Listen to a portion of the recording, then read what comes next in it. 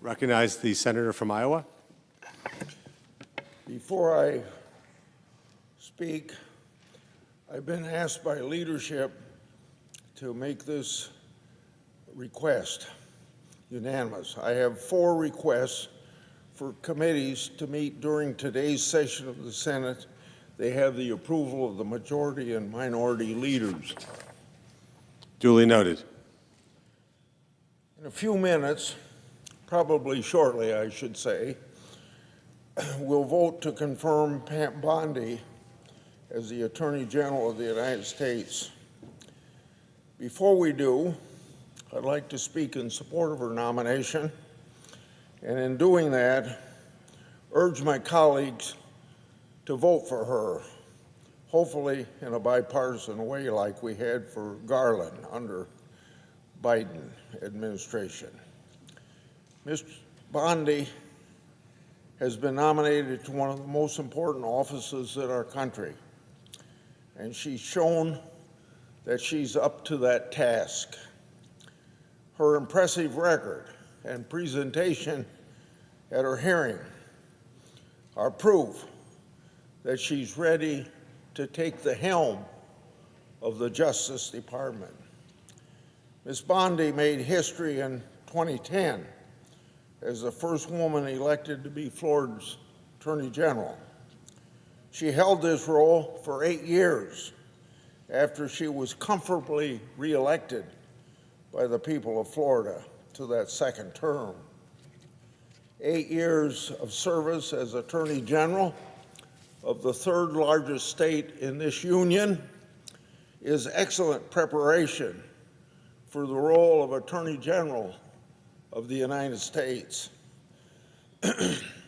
As Florida's Attorney General, Ms. Bondi was a member of the Florida Cabinet, its chief legal officer, and led a very large agency. She handled many issues at the state level that she'll be handling at the federal level. And by all accounts, she's handled these jobs expertly. As Attorney General, Ms. Bondi didn't shy away from hard work or complicated problems. She engaged in an aggressive campaign to eliminate pill mills, take a leading role in securing a $303.25 billion settlement following the Deepwater Horizon oil spill, and eliminated the backlog of rape kits. She also stood for law and order and sought justice for victims of violent criminals. Her record shows then that she's highly qualified to be Attorney General of the United States. During her confirmation hearing, Ms. Bondi answered questions for more than 5 hours. What we learned during her hearing reinforced what we knew from her existing record as Attorney General of Florida. She's a tough, fair career prosecutor who built her reputation by enforcing the rule of law. Pretty simple. We also heard from witnesses who praised Ms. Bondi's character, fairness, and willingness to work with members of both parties to solve the problems in Florida. And we're sure she's going to work the same way as Attorney General of the United States. So what did we hear from these witnesses? We heard from an elected Democrat who never voted for President Trump. He said Ms. Bondi was fair, tethered to the rule of law, and could work with both Democrats and Republicans to serve the American people. We heard from Florida's statewide prosecutor who praised her competence running the legal department, as I've said, of the 3rd largest state in the union. We heard from a Florida sheriff who testified about her commitment to law and order and to her partnership with law enforcement to keep Floridians safe. These witnesses have worked with Ms. Bondi for decades, and they all vouch for her capability and character. Ms. Bondi's nomination has also received a flood of support from all across America. So I have a group of people here that have expressed their view through letter to the committee. Law enforcement groups representing more than 650,000 officers wrote to urge us to support Ms. Bondi's nomination. A few of these groups included the National Association of Police Organizations, the Fraternal Order of Police, the National Sheriff's Association, major county sheriffs, National Narcotic Officers Association, the International Association of Chiefs of Police, and still some others. This support is a testament to Ms. Bondi's history of backing the blue. We should all be backing the blue. I just met with some law enforcement people just before coming over here, and I tell every one of them, I'm not for defunding the police, and thank you for keeping the peace. We've also received letters of support from more than 100 former senior Department of Justice officials, scores of former U.S. attorneys, dozens of state attorneys general, women's rights groups, Second Amendment groups, and of course others. Between her record, her presentation in committee, and the support she's received from across the country, I'm convinced that Ms. Bondi is the right choice.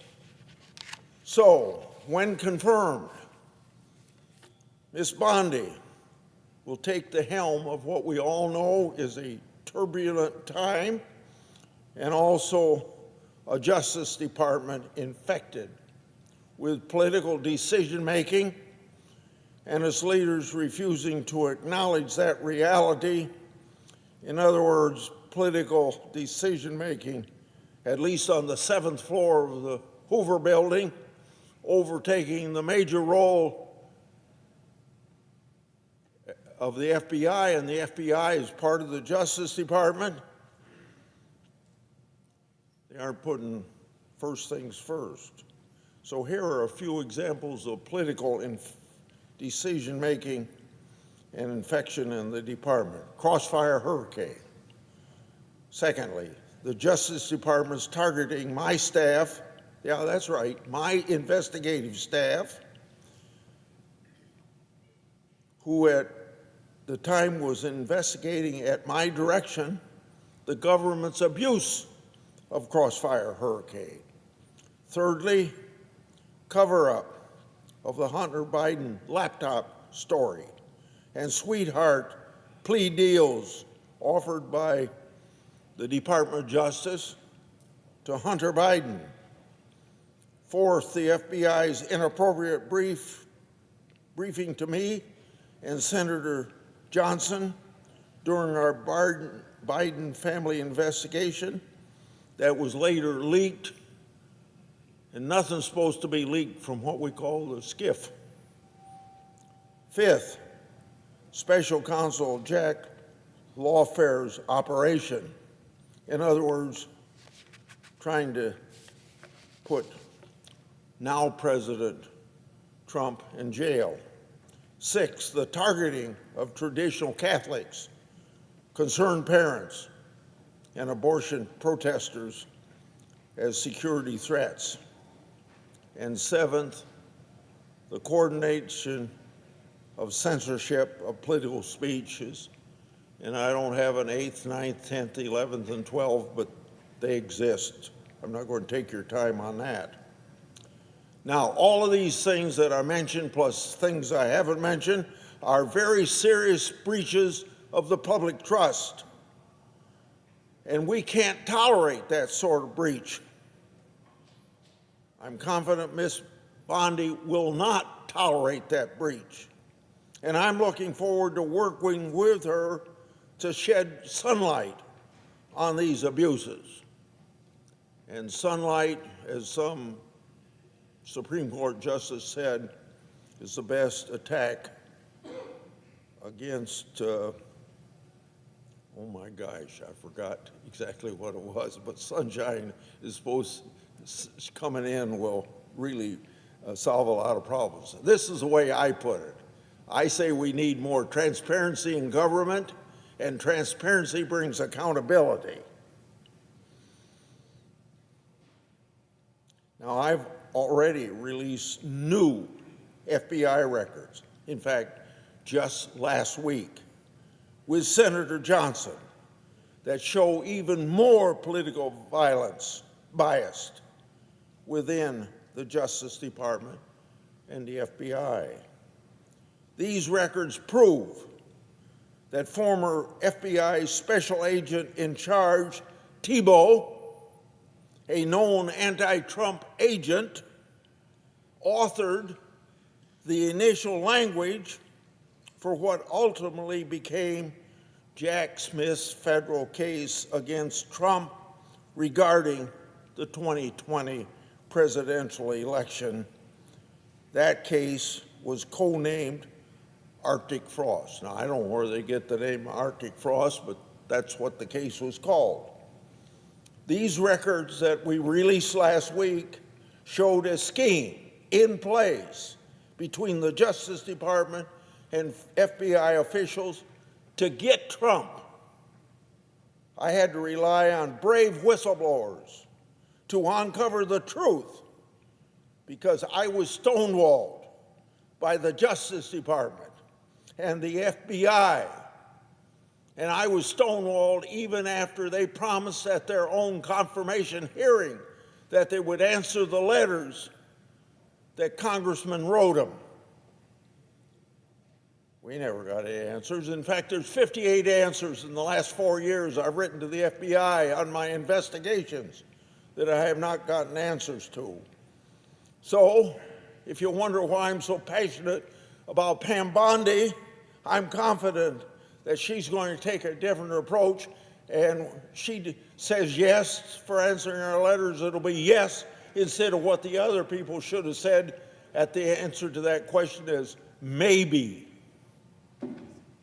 As the recent terrorist attacks in New Orleans and around the world have shown, we're faced with very serious threats to our national security. The president needs his team in place to protect our country, and the American people deserve a secure homeland and borders, safe streets, and orderly markets. We need to swiftly confirm a capable and serious Attorney General to get to work. Now, I'm disappointed that none of my Democrat colleagues on the Judiciary Committee voted for Ms. Bondi in committee. I hope it'll be different when we get to the full Senate. We had a bipartisan vote, as I've said previously, for Attorney General Garland. Maybe on hindsight we shouldn't have had, but we did have. There's no doubt that Ms. Bondi is highly qualified. In committee, several of my Democrat colleagues even acknowledged as much. She's qualified for the job.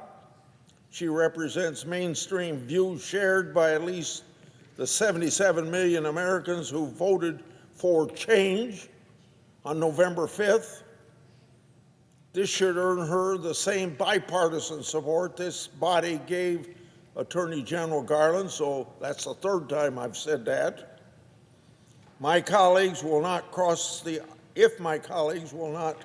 aisle to vote for this qualified nominee, they'll show that Senate Democrats are intent on opposing President Trump's cabinet picks for purely partisan reasons, even at the same time they admit how fully qualified she is to do the job.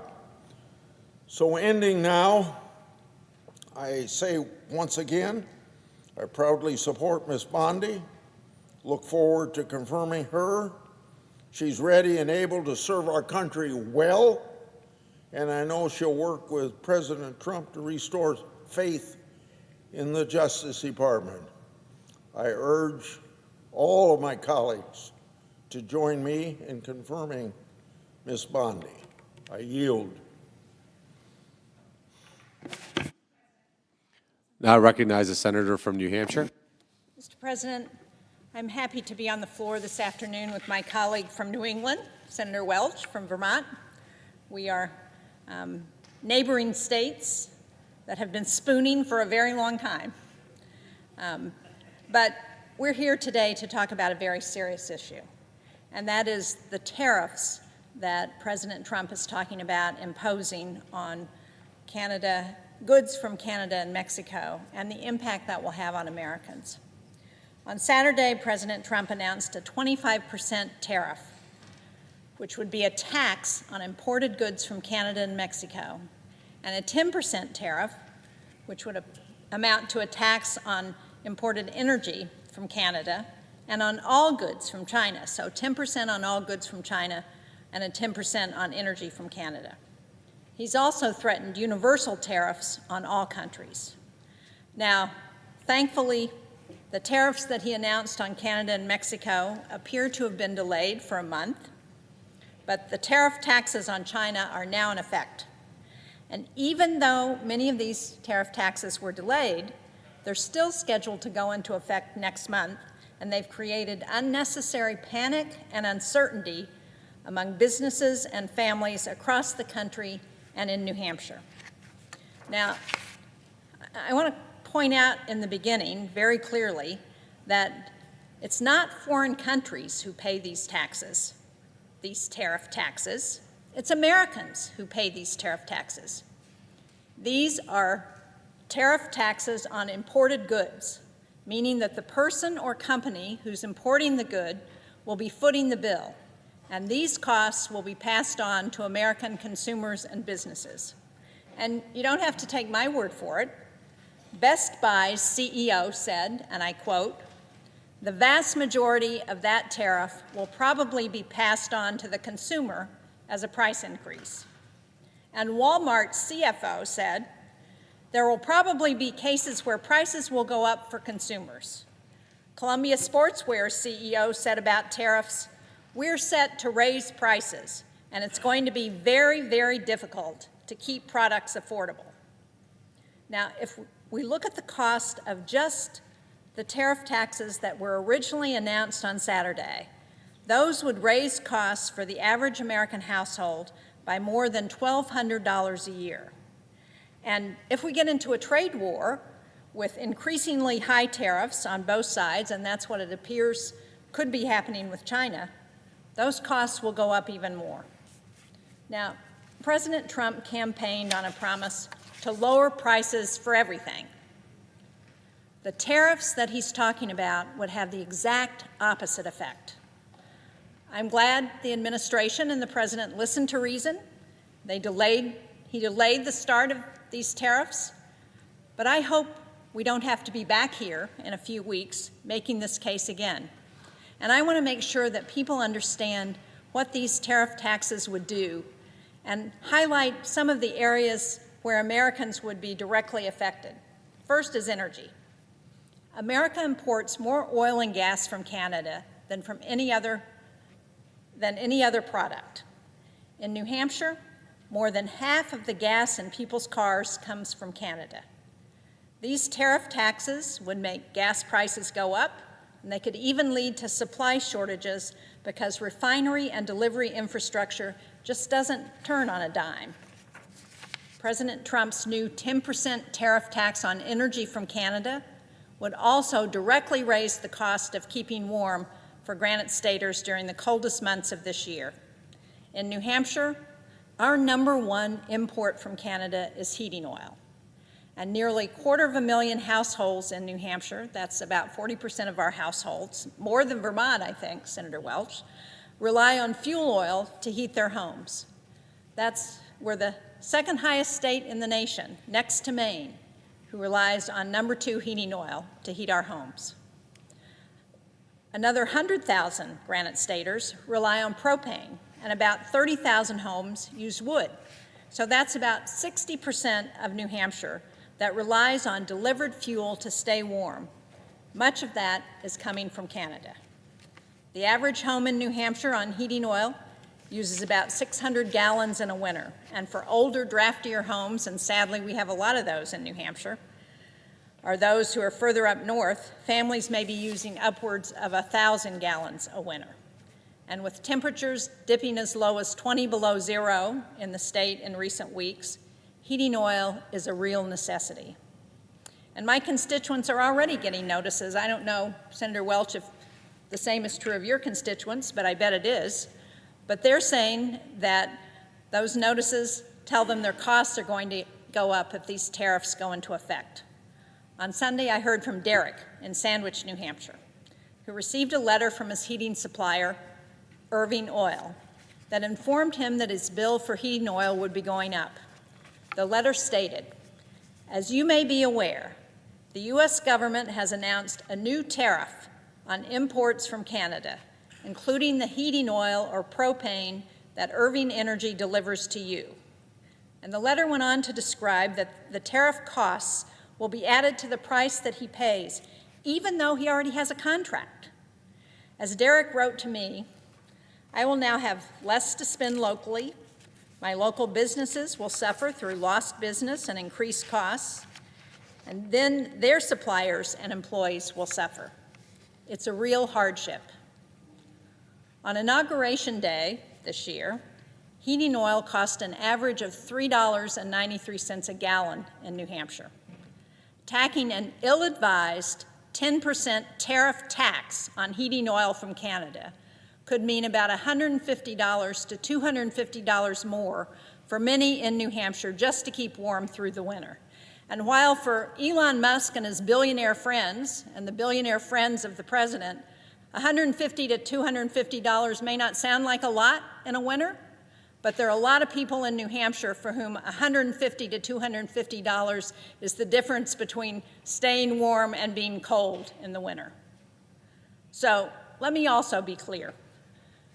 We don't use gas and heating oil from Canada because we don't produce it here in the United States. We do it because it makes logistical and economic sense, because in New England, we are at the end of the pipelines that are coming from Texas and the South. Now, the United States produces more oil than any other country in the history of the world. That was true during the last 3 years of the first Trump administration. It was true for the last 4 years of the Biden administration. But for New Hampshire, the St. John refinery in Canada simply provides us the closest, lowest cost supply. And by the way, that refinery sources as much as half of its crude oil from the United States. So it's helping oil producers in the United States send their oil to the refinery, and we get it back in New Hampshire and New England. President Trump campaigned on cutting energy prices in half. Reckless tariffs on Canada and Mexico would make those prices higher, not lower. New Hampshire families shouldn't be punished for what the Wall Street Journal has just called the dumbest trade war in history. And that's not all. These tariff taxes will affect groceries, because the U.S. imports 38% of our fresh vegetables, 60% of our fresh fruit, and more than 99% of the coffee that we drink. If we take all these together, Americans could be seeing an extra $200 a year on their grocery bills because of the Trump tariff tax. That doesn't include the longer-term impact of taxes on farm equipment or fertilizer. America imports about 85% of the potash fertilizer we use, and much of that comes from Canada. Now, we already have record high prices for coffee and eggs, if you can find eggs. Some grocery stores are sold out. And one of the things that just happened in the last week is that because of the stop work order that President Trump put on our services that we provide overseas to track bird flu, we're no longer tracking the bird flu that has helped drive up the cost of eggs. So it could get worse, and we're not even going to know about it until we see those prices reflected at the grocery store. Now, any new 25% tariff tax on these imports would make our food more expensive at a time when families are already stretching and straining their household budgets. Tariffs sometimes get talked about as a way to support American manufacturers, but that also misses the mark. Half of the products the U.S. imports are either raw materials or intermediate components, and that means the parts we make into cars or electronics. All of these inputs would get more expensive for American manufacturers, which is only going to make it harder for them to compete internationally. One of the messages I hear regularly from businesses is that uncertainty is one of the hardest things for them to deal with. One example of this is a call I got 2 weeks ago from a small business owner in New Hampshire who sells specialized agricultural equipment, both in the U.S. and overseas. This is a family business with 5 employees. His father founded it 50 years ago, and he reached out specifically because he's worried about what tariffs on the components he buys from Canada could do to his business. For the specialized equipment that he needs, there aren't a lot of manufacturers out there. So he reached out to my office, asking if he was going to have to pay $5,000 more in costs for each of the machines he sells. He took over this business just a couple of years ago, and he's been working to invest to modernize it and expand. Now he has to worry about whether he can try to grow the business, whether he might face new foreign competition, or even if he can pay out bonuses or give raises to his employees. He can't even be certain what kind of pricing schedule he should send out for the year, because his costs could go up $5,000 next month. And last week I heard from another small business, Granite State Packing. It's a startup meat processing company that's only 2 years old. They started just 2 years ago, and they already have 10 employees. Last year, they actually got $1.6 million in a grant from USDA to expand their operations.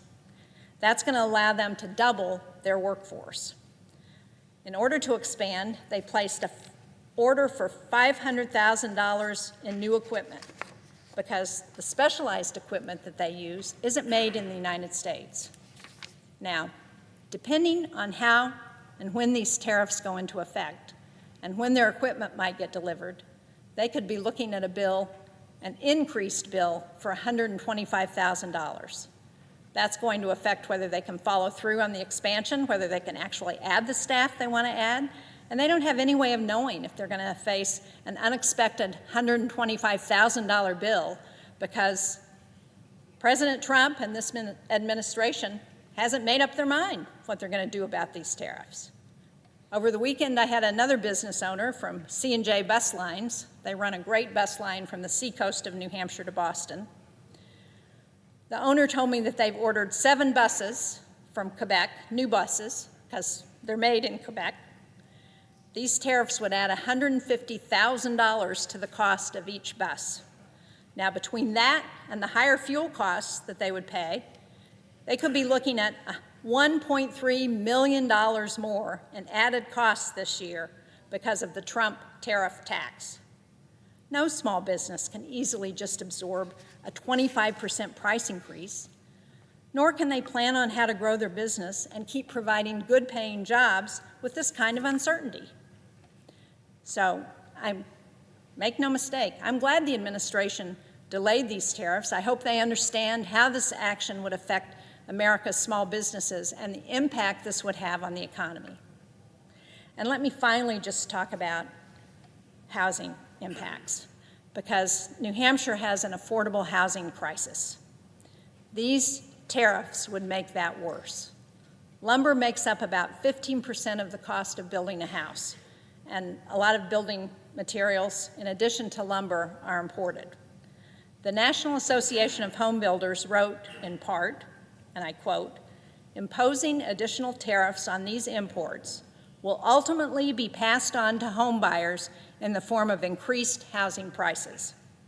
That means that this 25% tariff tax would directly add to the cost of building a home at a time when too many Granite Staters and too many Americans across the country already can't afford housing. And we shouldn't pretend that American tariffs are going to go unanswered. Other countries are going to retaliate, and getting into a tit-for-tat trade war is not going to help working Americans pay their bills. Families across New Hampshire and America are worried about the high costs of housing, about the cost of groceries, about what it costs to heat their homes. Business owners are similarly worried about costs or unexpected expenses. I'm hearing regularly from them about the impact of the uncertainty on their ability to grow their businesses because of these tariffs. President Trump promised during his campaign, I'm quoting here, to lower the price of everything. But instead of doing something to lower costs, what he's doing now, what his administration is doing, is planning to add a 25% tariff tax to countless imports from Canada and Mexico. And they've already added a 10% tariff tax on goods coming in from China. And again, while this was delayed at the last minute, this would raise costs for everything from groceries to housing to energy. It would disproportionately hit lower-income families. I'm glad for the delay. I don't want people to misunderstand that. But how is a business or a family supposed to plan when they don't know if important costs like gas or heating or groceries are going to spike any day? I want to finish by reading a quote here. The quote says, "Tariffs are inflationary and would strengthen the dollar, hardly a good starting point for a U.S. industrial renaissance." That's a quote from Scott Bessent, the new Treasury Secretary, who just got confirmed when he wrote to his investors just a year ago. I happen to agree with what he said then, but unfortunately the administration he just joined seems to be willing to risk more inflation. These sweeping tariff tax increases would hurt American families, businesses, and workers. I'm glad the taxes on goods from Canada and Mexico were delayed. I hope this administration can provide everyone with certainty that they won't go into effect next month. Thank you, Mr. President. I yield to my colleague from Vermont.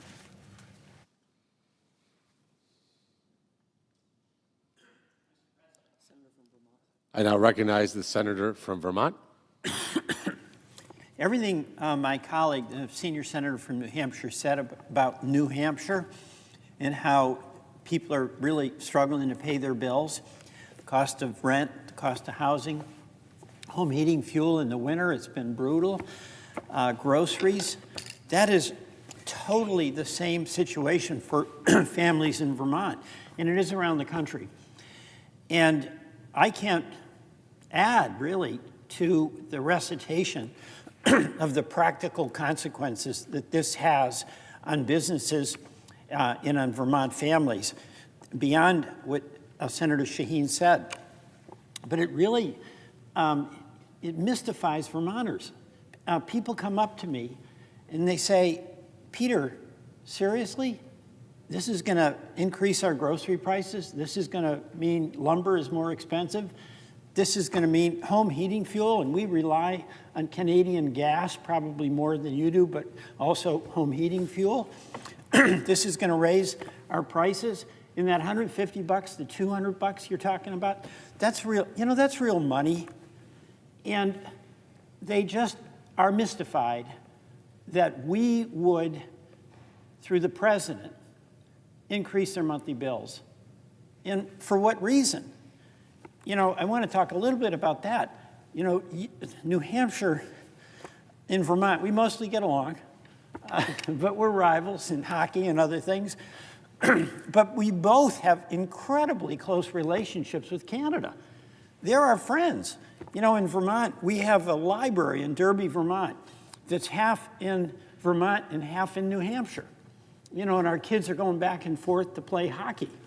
And that's just on a very personal level. the affection that we have for Canada and they have for us. They come down and ski in our mountains. They come down and visit. We go up there. And there's an element of, Peter, what's going on? National security is the reason you're doing this? Is there a threat from Canada to our national security? We know there isn't.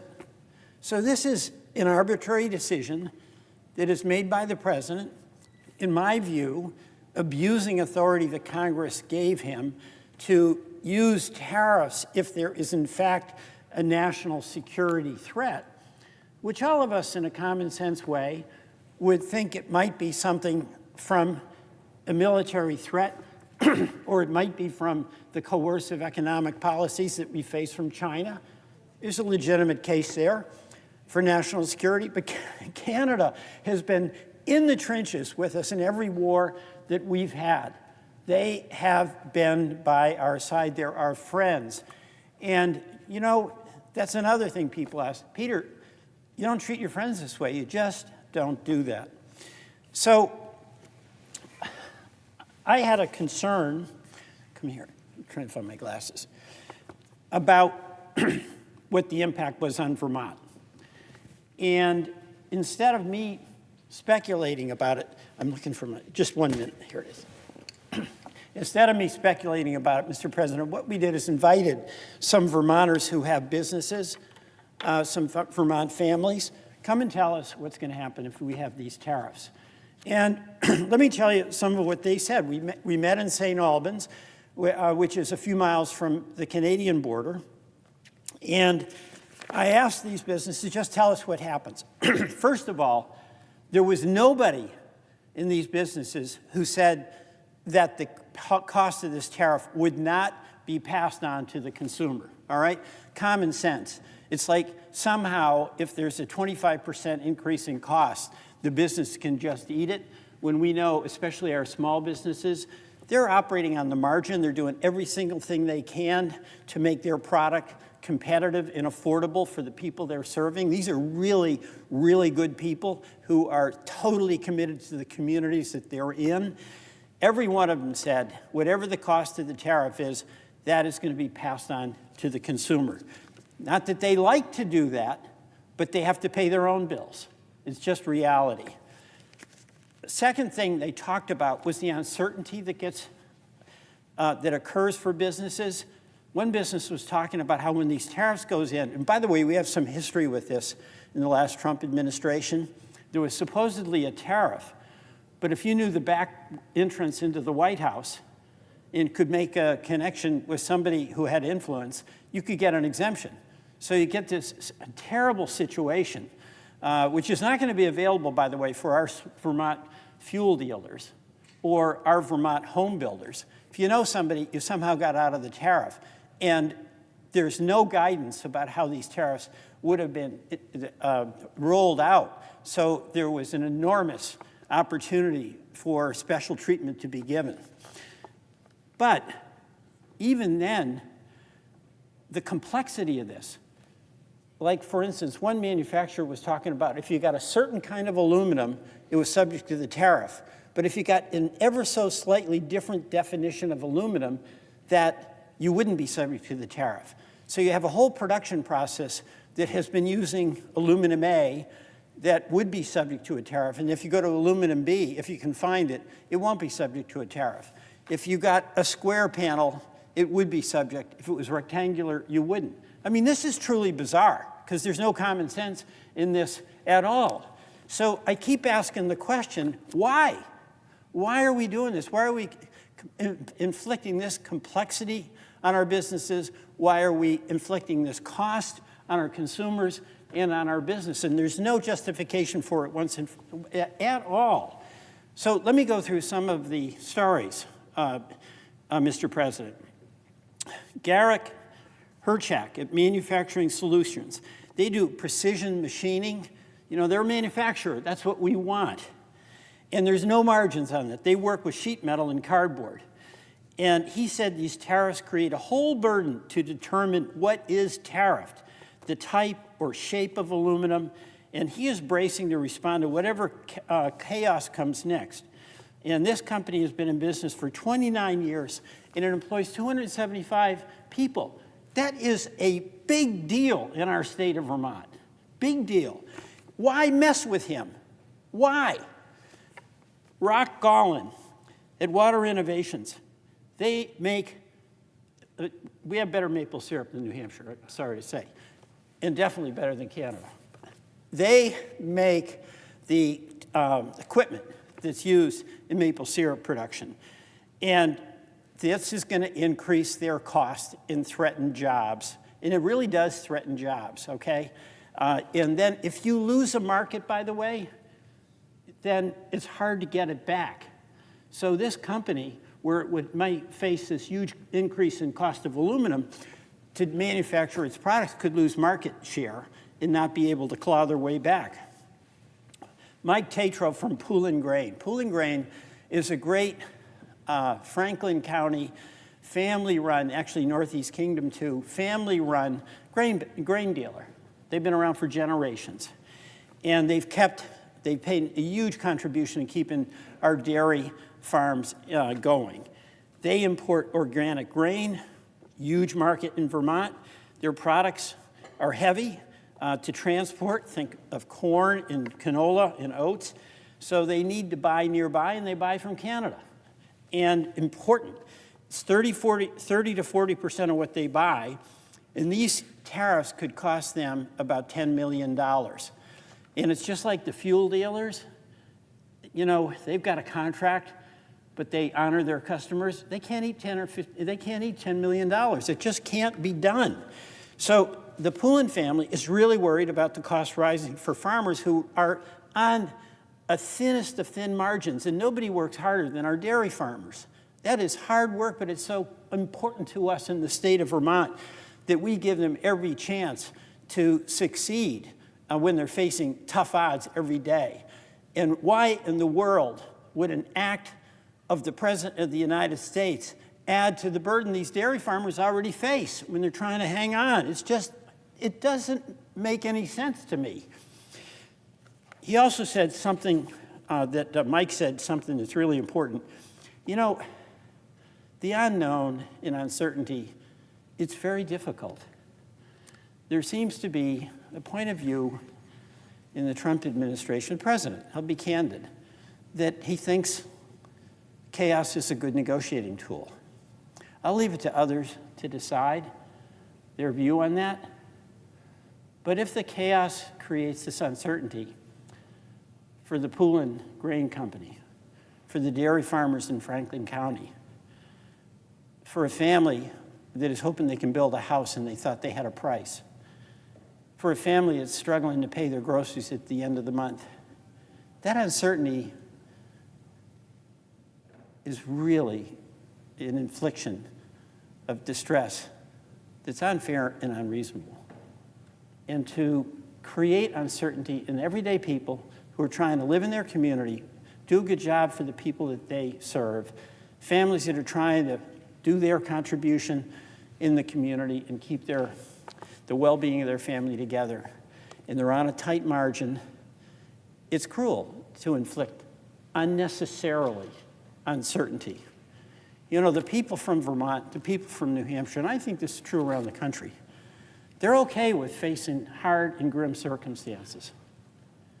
And they'll grit their way through it. And they'll take care of their kids. And they'll take care of their community. They'll be generous. But you know what? When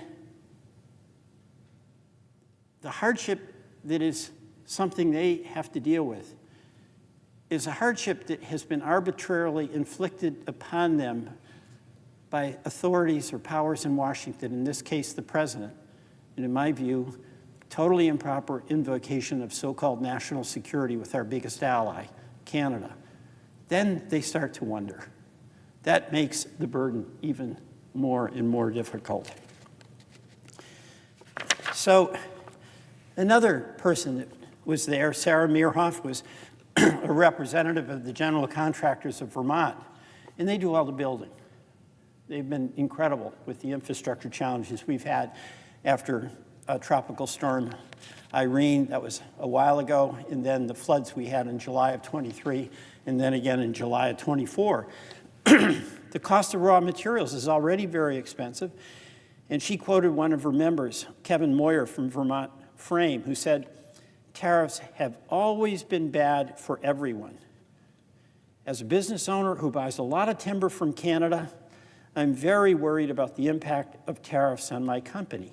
I cannot absorb these costs and will have to push them through to my clients in the form of price increases, which will make my company less competitive versus other construction techniques like conventional framing." So I keep asking myself, why are we doing this to folks who are so essential to the well-being of the communities that we represent? And by the way, you've got two border state senators here. We have a lot in common, but everything we've said applies to similar businesses in every single state in the country. So this is not a Republican-Democratic deal. These tariffs are going to cost our families that you represent, Mr. President, that as the senior senator from New Hampshire represent, that I represent, it's going to cost them more money. And for what? What are we getting in return? So, Mr. President, I too am very relieved, actually, on behalf of the people of Vermont and the people in New Hampshire and the people of this country, that there's been a temporary pause in these tariffs. But the uncertainty goes on. There will be no more justification in 30 days from now to impose these tariff taxes on Vermonters and on New Hampshireites than there is today. And today there's no justification, and in 30 days there'll be no justification. And I would call upon the President to get real in accepting the consequences to everyday families, to small businesses. These aren't billionaires. These are really hardworking people in Vermont, in New Hampshire, and they just rightly don't understand this. So yes, it's good the tariffs have been suspended. It's really bad that they were ever threatened to be imposed. They will never do any good when there's a bogus reason, so-called national security, and a real abuse of that authority by the President to invoke that with respect to our closest ally and neighbor and in the trenches with our soldiers in every war we've been in. So, Mr. President, I just urge President Trump to do the right thing here. He can be tough. He can pursue his policies. But the first principle that every one of us in public office should respect is that we do no harm to the people we represent by the policies we advocate. Mr. President, I yield back.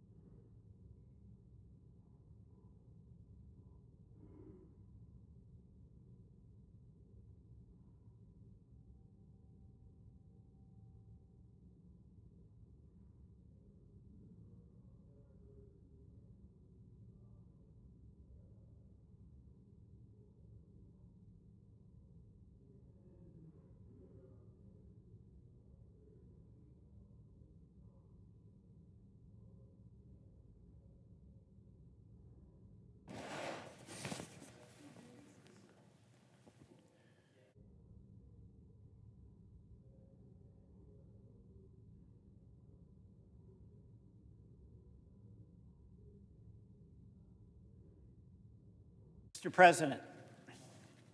Recognize the senator from Vermont. Thank you, Mr. President.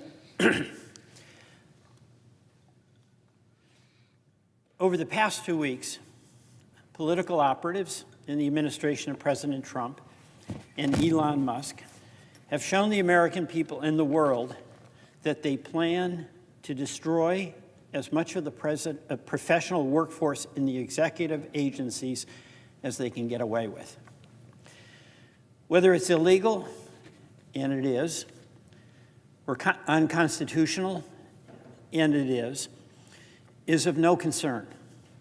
Inspector generals and career civil servants who have served the American people for decades, some for their entire professional lives, are being summarily removed without any due process at all, and due process they're legally entitled to.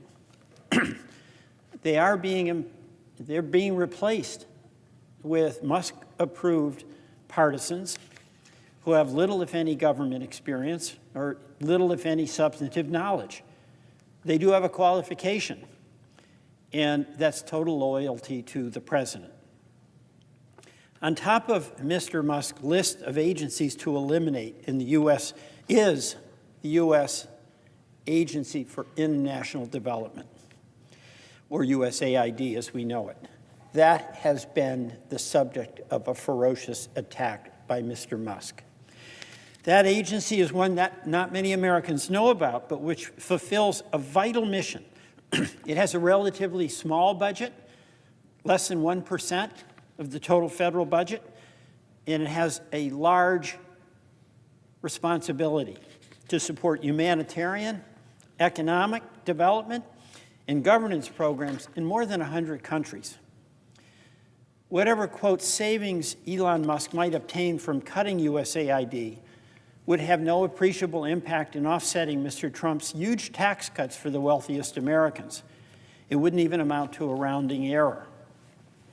But last week, in the manner in which this is done, I find extremely disturbing. Mr. Musk, and by the way, for all his brilliance, he has no government experience himself. He called USAID a criminal organization. Dozens of USAID's dedicated senior officials, including the Office of General Counsel, were purged. That's not happened before. That has not happened before in this country. And over the weekend, Musk called USAID evil and a viper's nest of radical left Marxists who hate America. Others in the administration have accused USAID personnel of insubordination and acting against American interests without producing any evidence to back that up. Reminiscent of the McCarthy era, make the accusation, destroy the reputation, and move on. That's a serious question, and we should, each of us, be asking the implications of this language. I find Mr. Musk's accusations appalling. I know they're factually baseless, and frankly, I find them despicable. It's also curious because in 2022, his company Starlink received millions of dollars from USAID for Starlink's operation in Ukraine, not to mention the incredible amount of taxpayer subsidies that helped Tesla become the major company that it is. And Mr. Musk, he's a billionaire, as we know. He has no reluctance to take taxpayer funds from USAID. None. He took money from USAID. It was a good organization when the money was coming from it to him to help us in Ukraine. But now he's calling it a criminal organization. And I doubt that he knows what 99% of USAID employees do, or the positive impact they have on the lives of people around the world, and on U.S. national security, the obligation all of us have as members of the United States Senate. I wonder if he's ever met or has ever spoken to anyone who works at any of the 60 overseas missions, or seen with his own eyes what USAID does in countries like Indonesia, Ethiopia, Haiti, Mozambique, Ghana, or Guatemala, just to name a few, where the lives of countless people really do benefit from USAID. And being billionaires, President Trump and Elon Musk may not be aware that fully 1 billion people in the world live on less than $1 a day. They may not be aware that the lives of hundreds of millions of people, especially children, are threatened by diseases that can be prevented or cured with drugs that cost only a few pennies. Or maybe Mr. Musk is not aware that the life of every American is threatened by the spread of infectious diseases. We saw that with COVID, and there's other diseases out there where what we do elsewhere protects the health and safety of people right here at home. Or maybe Mr. Musk isn't concerned that the Earth's tropical forest and endangered species are being decimated by illegal miners, loggers, and wildlife traffickers, who are often in collusion with local police and transnational criminal organizations to feed, by the way, China's insatiable demand for minerals, timber, and wildlife. Consequences to the environment be damned.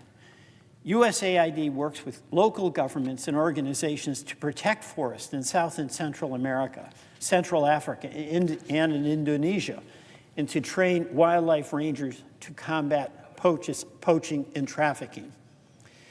It may make absolutely no difference to Mr. Musk, as it clearly doesn't to President Trump, that the rising acidity of the oceans in plastic pollution are destroying what remains of the world's coral reefs and marine species at the bottom of the food chain due to the burning of fossil fuels.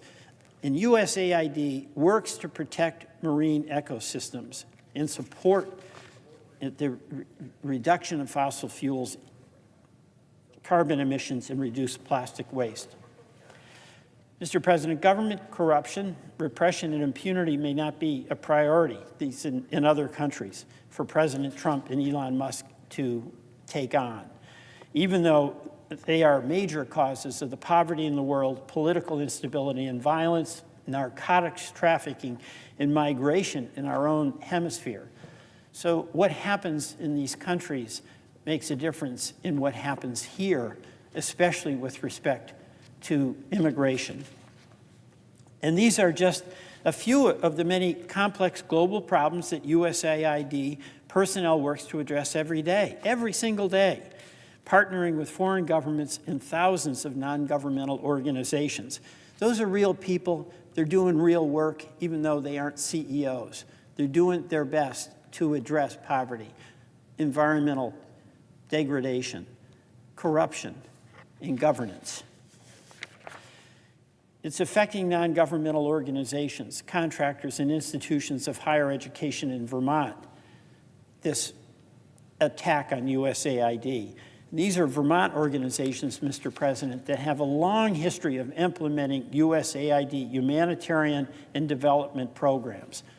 I'll mention a few: World Learning, Tetra Tech ARD, Resonance, and the Vermont Afghan Alliance are examples. They're being decimated as a result of this order. And suddenly, out of the blue, without even an hour's notice, these organizations and others were forced to shut down programs and lay off staff with no idea of what comes next. Many of their employees are working overseas where they are stranded without even the ability to have funds to pay for flights home. That's how sudden it was. And unlike Mr. Musk, they don't have their own private jets. This not only sends a message to the people of those countries that the United States can't be relied on, it's pretty cruel. Create that uncertainty, that confusion, and then that desperation. The U.S. Agency for International Development, like any federal agency, is not perfect. And anytime there's talk of reform coming from your side of the aisle or ours, I'm all ears, because anything we can do to make what we have work better, we all have an obligation to do our part. But USAID was established by an act of Congress more than 25 years ago. And constitutionally, no president and no unelected billionaire can unlawfully shut a congressionally authorized agency down. There's no authority to do that. And we shouldn't stand by and essentially abdicate our Article 1 authority and cede the capacity to a president to pick and choose among agencies legally authorized by the Congress as to whether he will destroy it or continue it. You know, some folks have said that shutting down USAID is part of the president's plan to reduce the national debt. It isn't. You know, I think the president cares a lot less about the national debt. It went up by more than $7 trillion to pay for tax cuts, and eliminating the USAID would make no dent in that at all. Some have said that we need to better align USAID's programs with the policies of the State Department. That's something that is worth discussing. And I'd have some confidence in Secretary Rubio taking a serious look at how that can be done. But for most cases, that's already being done by and large. Diplomacy is the job of the State Department. It's not the same as development, which is what the USAID does. And you don't shut an agency down, freeze billions of dollars in authorized programs, silence or remove entirely the senior staff, and lock thousands of employees out of their offices. I mean, this is unbelievable. You locked the door so people show up for work and they can't get in. And you do that without any notice before having any discussion. You know, this is a difference between disruption, that can be good, and destruction, which is terrible. And I believe, Mr. President, that it's our job. It's our job as senators to speak up in defense of the civil service, the foreign service, their families, USAID's autonomy, and the foreign assistance programs that Republicans and Democrats have strongly supported for generations. Programs that have been the building blocks of U.S. security partnerships and alliances around the world that we depend on to prevent conflict, respond to humanitarian disasters, and create markets for U.S. exports, and counter the malign influence of our adversaries. Mr. President, as my colleague, the senior senator from South Carolina, has said year after year when speaking about USAID, quote, soft power is a critical component of defending America and our values, unquote. He's been a consistent defender of USAID's workforce and budget, as have many other Republican members of Congress, leaders of the U.S. business community, and senior military officers who understand that diplomacy and development are as important to preventing conflict as the threat of military force and a strong military, which we support. It wasn't long ago that Secretary Rubio, then our colleague Senator Rubio, praised USAID's work in global health, in aiding victims of natural disasters, in supporting Venezuelans who were persecuted by that dreadful Maduro, until Elon Musk decided that it's, quote, time for USAID to die. He really said that, time for USAID to die. USAID previously had always received bipartisan support. This is no time for the Congress of the United States Senate, to stand by passively, while an agency that plays a unique, indispensable role in protecting the interest and the influence, the security, and the reputation of the United States around the world is decapitated and dismantled. Those responsible for this self-inflicted disaster have no respect for the law, no respect for the will of Congress, and no respect for the thousands of truly patriotic public servants who have devoted their lives to defending the interests of the United States and presenting a positive face of America in some of the world's most dangerous places. Mr. President, I yield back.